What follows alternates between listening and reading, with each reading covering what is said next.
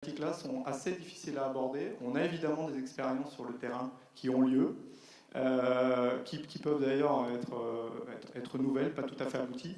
Et donc l'idée, ça va être d'approfondir vraiment la réflexion autour d'une thématique.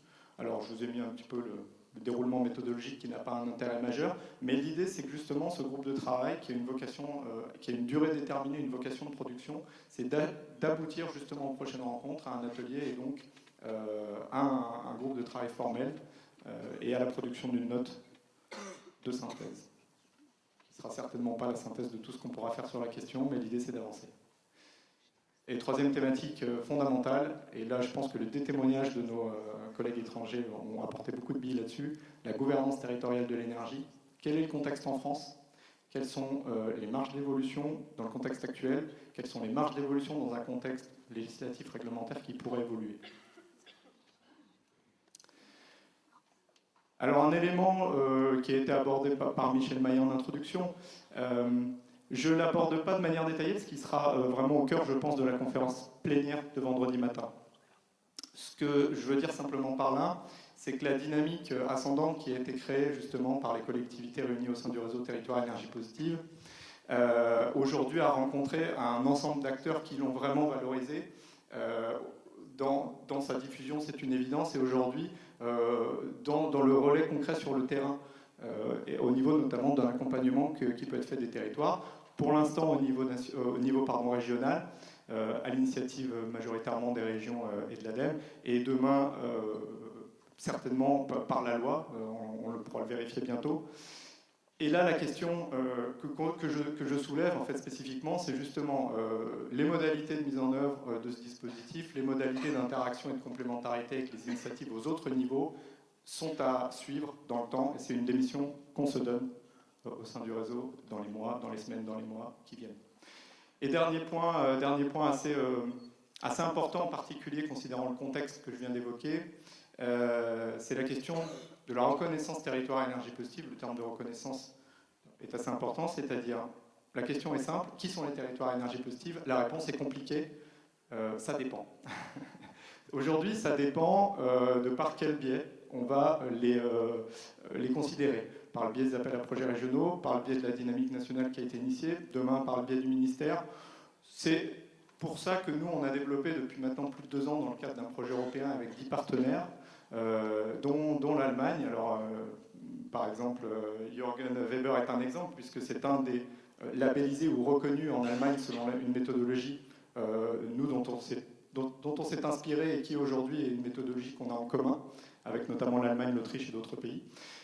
C'est quelque chose qui va permettre demain de dresser une carte européenne des territoires énergie positive, et même plus loin, et Jürgen Weber l'a montré, une carte internationale. On travaille en pleine complémentarité avec les différentes associations qui travaillent là-dessus, qui a vraiment vocation à révéler les territoires qui se sont donné l'engagement politique de devenir 100% renouvelables. Alors, un seul message pour les gens qui seraient présents aujourd'hui et qui ne seraient pas encore dans la dynamique pérenne d'activité de réseau. À bientôt parmi nous. Et je passe tout de suite le message à Stéphanie Berby, qui va avoir la charge de conclure les rencontres, notamment sur un ensemble d'éléments pratiques pour la suite pour ce soir, pour la suite pour demain et pour l'ensemble des rencontres. Merci beaucoup.